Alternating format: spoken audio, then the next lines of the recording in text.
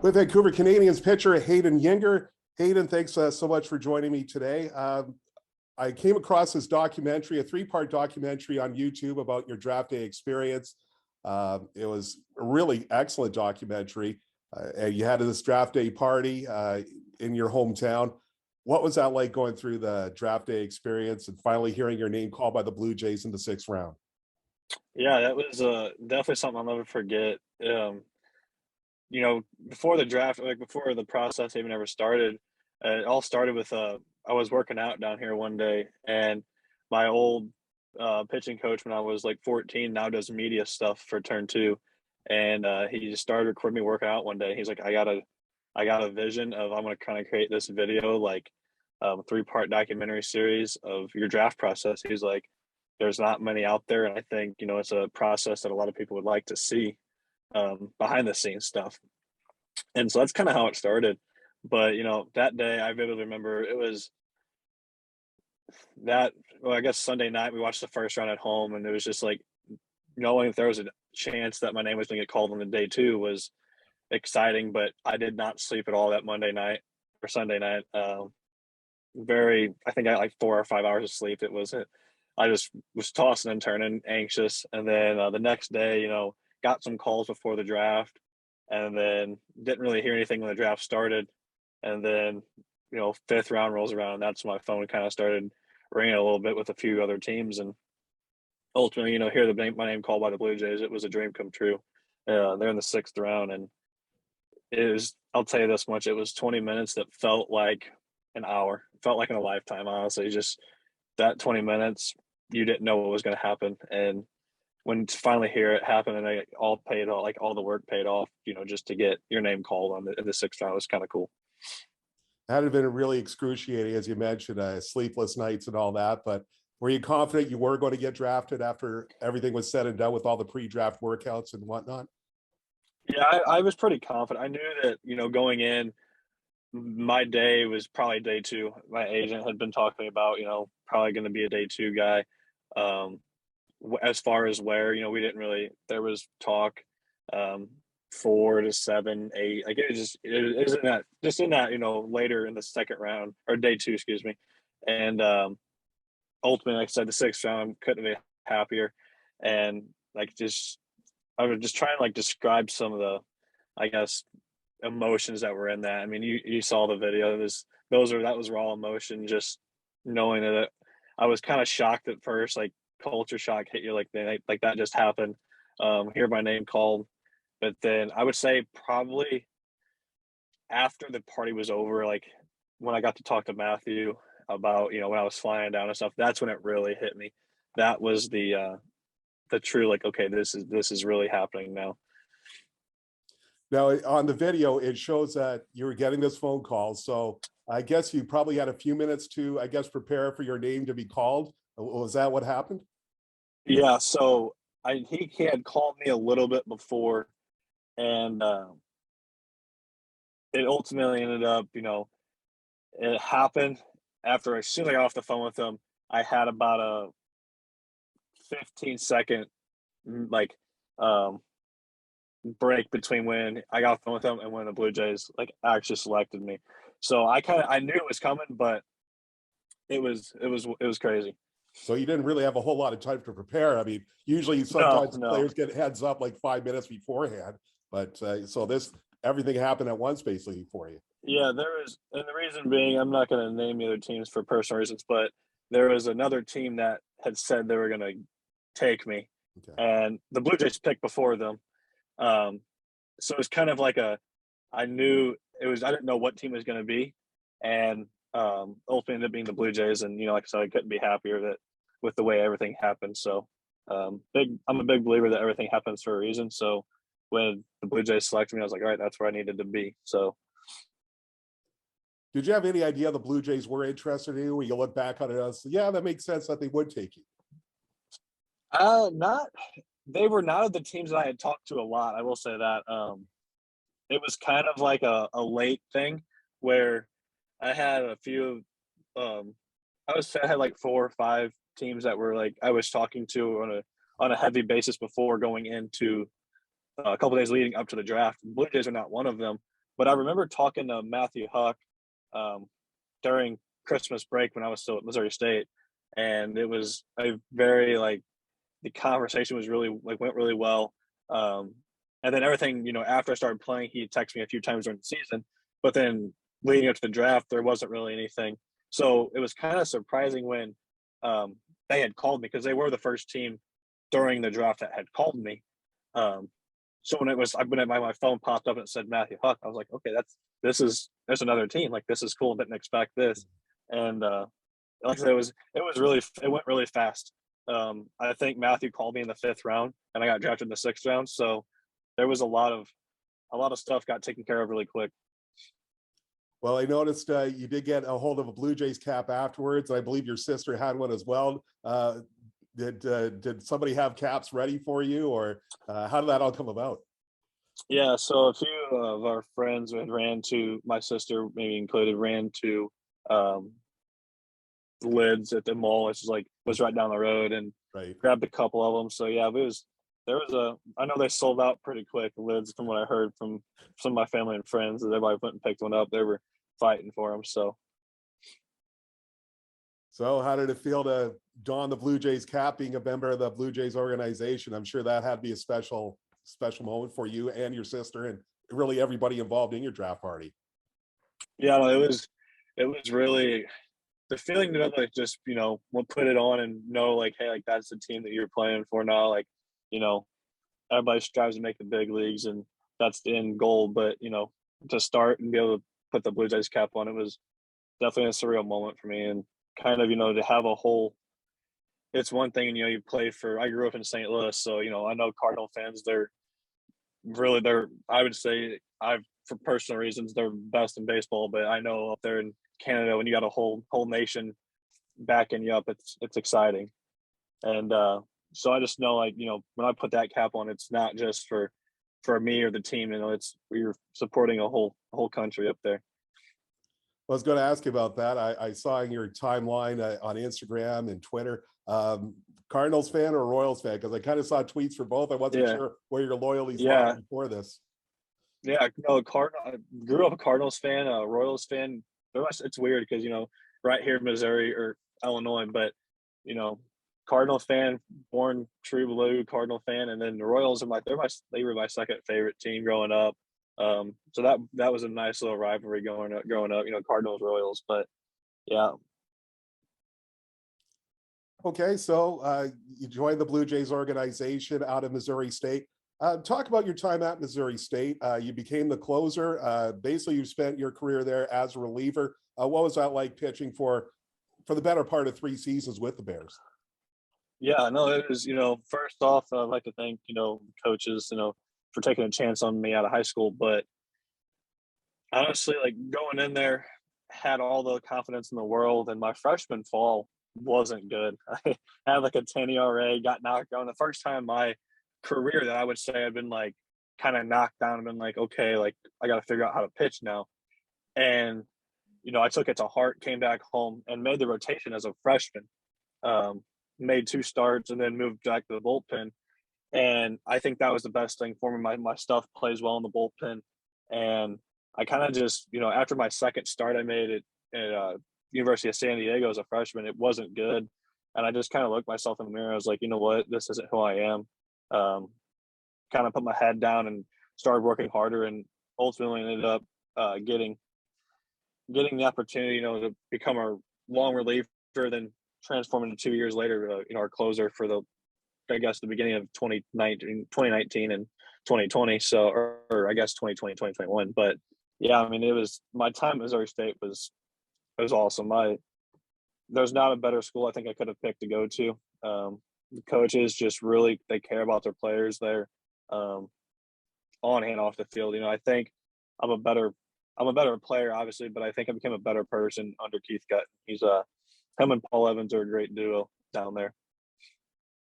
You talk about Paul Evans, and there's also another pitching coach that was featured prominently in your draft video, Sam Weber. Would you say those are the 2 names that come to mind when talking about your development as a pitcher? Yeah, for sure. Sam is my trainer now. Been training with him this will be coming up my second off season, or I guess second winter with him. I started with him last winter, and ultimately I think I had,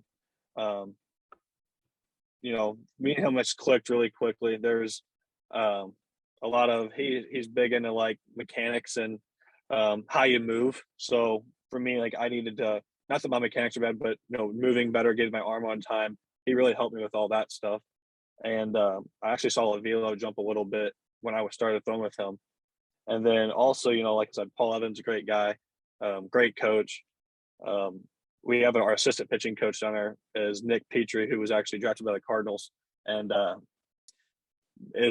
would say arguably the most decorated pitcher in Missouri State history. And he's the assistant pitching coach, and he really helped me out too. Our minds kind of think alike, so he was a guy that he wasn't a big velo guy, kind of a shorter 5'10", $185 guy that had a really good slider and just kind of figured it out in college, and then that got him to pro ball.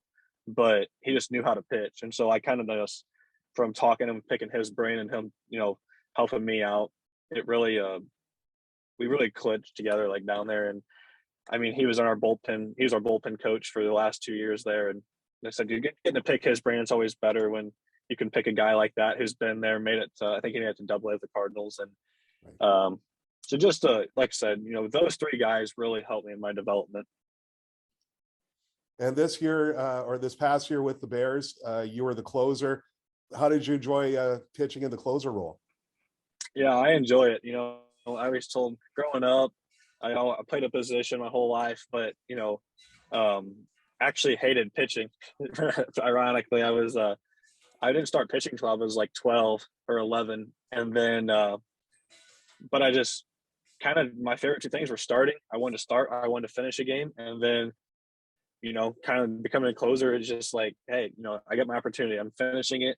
I didn't get to start it, but I get to finish it. And I love the moments when I try not to let the moment get too big. I feel like I'm a very calm and cool guy. I kind of pitch with emotion, but I think that's a good thing if you can control it. And like I said, being a closer, it kind of like, I want to be the guy that ends the game for us.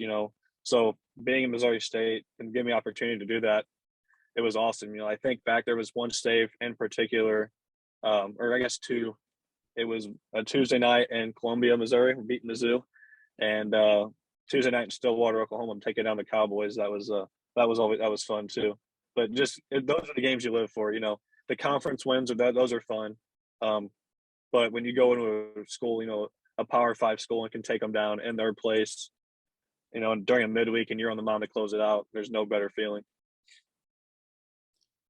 And it was a chance for you last year. It was a chance, I guess, really to knock off the rust, considering what happened in 2020, the season getting cut short by COVID.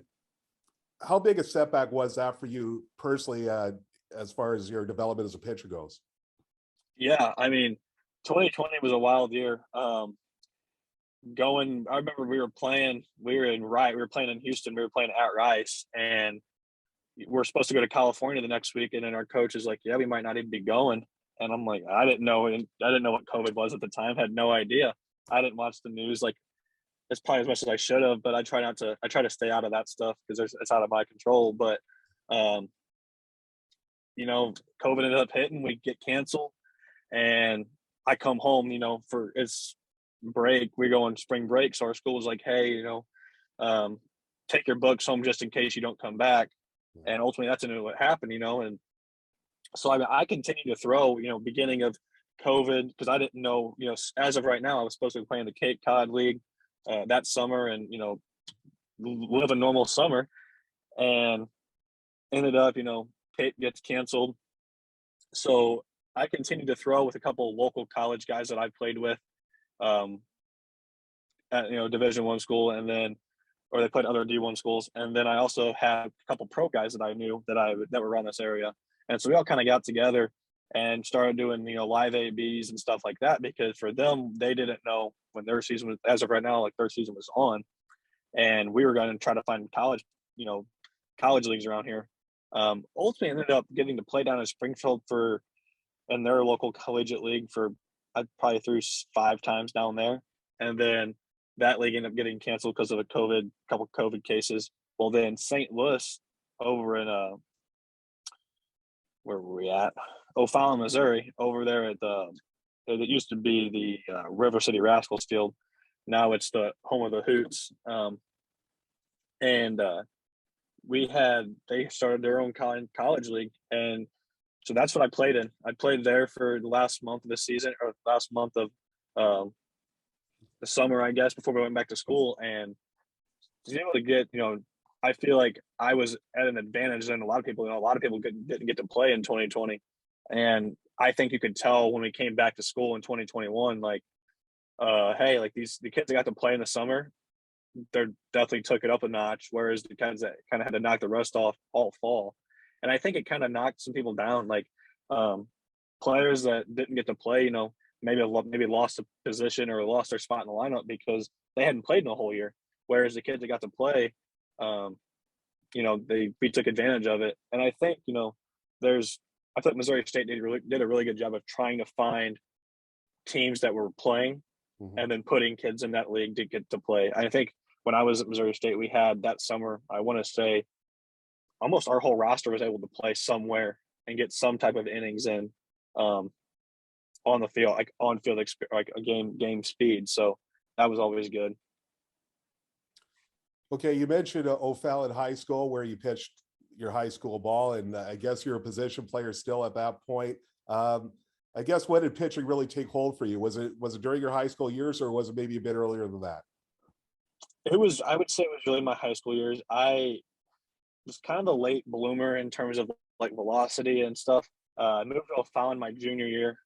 Born and raised in St. Louis or Collinsville, Illinois, and then we moved to O'Fallon. But my junior year is when it really took off.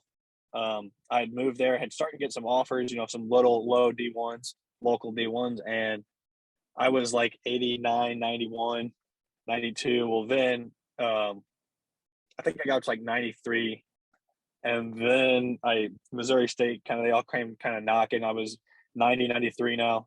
And then it really took off my senior year. I knew after I committed to Missouri State, my junior year, I was like, hey, I'm going to be a pitcher in college. Like, no big deal. Let's enjoy these last, 2 years of getting to play the field and hit and stuff.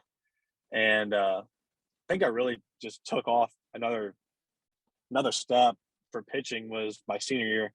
I started, that summer I was like throwing like 94, 95 and was like, all right, now I can, maybe there's a chance I get drafted out of high school, but I was pretty much set on going to college. So I knew I was going to do that. But yeah, I mean, I would say my juniors, in between my junior and senior years, when it really like, hey, I'm going to take off. I always wanted to play professional baseball. And I knew I would be at the next, like I would be pitching at the next level. But I didn't know like really like when. I knew from like I would say junior year is when I really knew pitching was for me. Okay. You talk about your fastball. I've heard reports it's run up to 98. Is that the highest, I guess, it's ever been for you? Yes, 98's the highest I've ever hit in my life. Hopefully I can make it a little. My goal is to throw 100 one day. However, I mean, if it happens, it happens. If not, I'll stay with 98. That's not a bad number to sit at. So, right, it's fast enough. Whatever works, right? You talk about your pitch mix. I've heard fastball, I believe slider and changeup. Talk about your pitch mix. Yeah, you hit it. Fastball, slider, changeup. Growing up, like high school, I think that was part of the reason why I had to go to college was I only didn't really have a changeup or slider in high school. So it was just fastball, and it was good enough to get through. Got to college, and quickly learned I needed another pitch. And I would say my freshman year I had a fastball and then an average changeup and like an okay slider. I wouldn't say it was average. It wasn't really good, and really worked really hard on getting a slider. And actually, the pitch that came naturally to me was my changeup. I played for the Mankato Moondogs my freshman in the Northwoods League my freshman year in the summer, and our pitching coach there, Kearse Kimball, he's at University of Evansville now. I was throwing, he was like teaching me through his changeup, and I started throwing that, and I've modified it a little bit now, but it's pretty much the same grip. And I mean that the changeup's been deadly for me now, and I didn't really throw it until I got to pro ball. I mainly threw fast. I think I was 96%, 94% fastball my junior year of college. So you're gonna get a fastball pretty much. But now in pro ball, yeah, like my sliders come a really long way. My changeup came a really long way. So I mean, I'm excited to see what happens going forward. Okay, you talked about the development of your changeup. Is there anyone who helped you with developing a slider? Or I know sometimes it's always a choice of you go slider or curveball, but how did that development of the slider come about for you? Yeah, I mean, my slider. So I actually, Nick Petrie, like I said, Missouri State, he helped me. Paul Evans, Sam. But then when I got down actually to the or the Blue Jays development camp when I got drafted, I was down there at the PDC, and Matt Tracy and Corey Popham really helped me with my slider, getting it to where it was at during the season when I was playing, up in Oregon. And so I would say them two, from the Blue Jays standpoint of things, they drove home the slider because we get three solid pitches. It's tough for the hitters to hit. It's tough for hitters to hit in general, but you got three pitches that can knock somebody out, then pitching comes pretty easy. Okay, taking a look now of you getting to pitch for the Blue Jays organization, and you get assigned to High A Vancouver, which turned out to be High A Hillsboro in a way. But when you look back on your first season, how did you think it went for you? It looked like, definitely from the stats anyway, it went really well. Yeah, I mean, I enjoyed my time. The guys, when I first got there, guys welcomed me in like I'd been there, the whole year. And honestly, like I didn't know what to expect. And going into Pro Bowl and getting signed to High A, we're supposed to go out here about how awesome the fans in Vancouver are, and here we're playing in Hillsboro, and we're drawing like 50 people a night, and so it was kind of like it reminded me of back home when we were in Missouri State. We didn't really draw bigger crowds. It was 500, 600 people usually on a cold, March Saturday night or Saturday afternoon, and so it kind of eased my nerves a little bit, and yeah, I just kind of relaxed and did my thing, and each day just kind of took it day by day, and I couldn't have been happier with the way it turned out. I thought my pitches played really well, thought my stuff was good. But, Donnie was a great manager.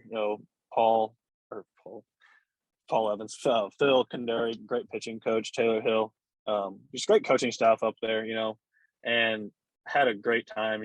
Just like I said, the guys are great. Thought it went really well, honestly. Did you find you had to make any really big adjustments in your first year of pro ball? Because it seemed like, as we said, things really went smoothly for you. Yeah, I mean, I think that, actually, there was a conversation I had with Matt Tracy and Corey Popham before I left Florida to fly out to Oregon, and Corey was like, just do what you did in high school or college, throw your fastball, make them hit your fastball before you change anything else up. And I was like, all right, that's what I'll do. So when I got there, I still was going to attack with my fastball, but I knew the hitters are better. I needed to mix in more off speed, and ultimately I think I got it down to around 65% fastball, which for me, I think that's right where it needs to be, honestly. And I had, there was one outing in particular, or 1 week, and I think it was the week I give up, I think, half my runs. We were playing Everett, and I just couldn't land an off speed. For whatever, my changeup, they were spitting on the changeup, and I couldn't land my slider, so I was really just pitching with the fastball. And it kind of just those two outings kind of got prolonged a little bit because I kept fouling off my fastball. They didn't necessarily work barreling it up, but it was got my pitch count up, so I wasn't able to get my 2 innings in. It was, I think an inning and a third, an inning and 2/3, and I was pulled because of the pitch count. And so after that weekend, I was like, you know what, I got to go just land an off speed pitch. I land an off speed pitch, and I'll be fine. And then once I kind of started, really after that weekend, changeup became deadly, and I'll open up my play for my fastball. So I think that was really the only week I had this year so far of the short career I've had in pro ball, but it was just be able to land another pitch, and I think going forward that's what I need to do, and have success. Looking at your stat line, I think really the most impressive thing, just 4 walks and you hit a batter in all those innings you pitched. So you give yourself a chance to succeed by not walking the ballpark. Yeah, that's something that I kind of take pride in. High school, growing up, never playing travel ball, never walked. hardly had any walks. Well, freshman year, I think looking back, I think I had 29 walks or 32 walks or something like that in 58 innings, and it was. I remember just looking at it, and I was like, "That's not me. Like, I'm pitching scared." And so I told myself, like, from sophomore year on, I'm not going to walk people.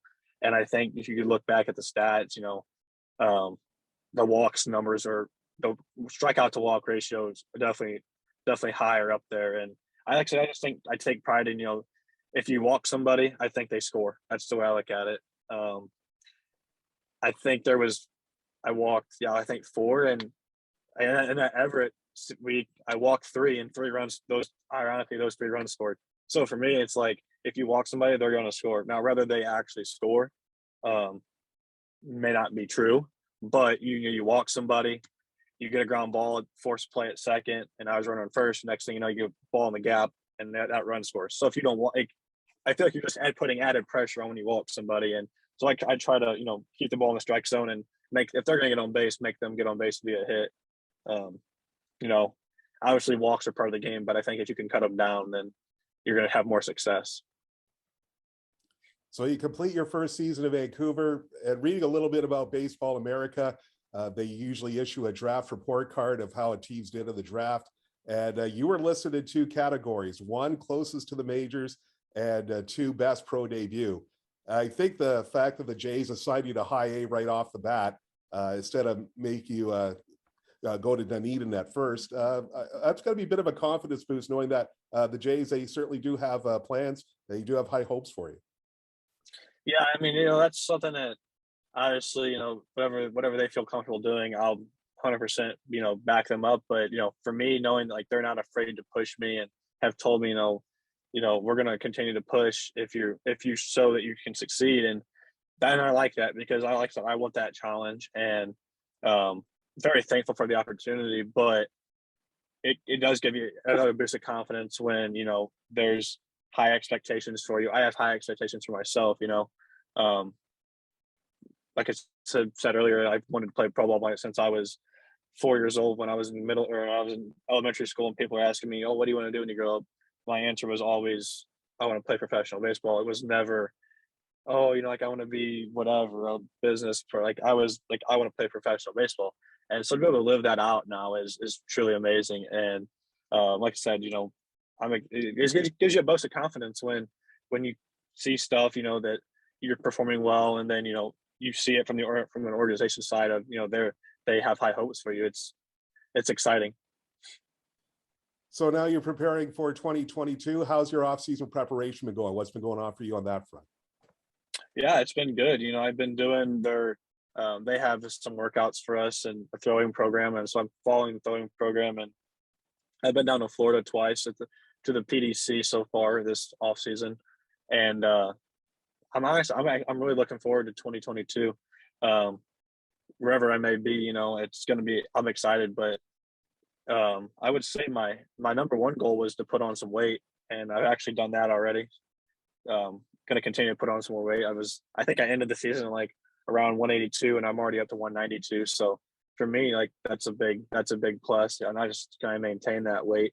I feel good. My arm feels probably arguably the best it's ever felt so far in my short. I know college off seasons aren't really. There's not much of an off season, but so far, if I say since my freshman year of college, this is the best my arms felt going forward. So yeah, I'm excited to get back on the mound here in the next month or so, and just see where it goes. All right. Well, Hayden, thanks a million for taking time out to chat with me today. All the best to you in 2022. Who knows, maybe it might be here in Vancouver, so we may get to see you north of the border yet, or you could be one of those groups of players that wore the Vancouver uniform but never set foot at Navdaly Stadium. But I have a feeling, though, that we may see you in AA New Hampshire, if not at the beginning of the year, then not too long afterwards. But anyway, I just want to wish you and yours the very best of the holiday season, and best of luck to you in 2022. Thank you very much. God bless.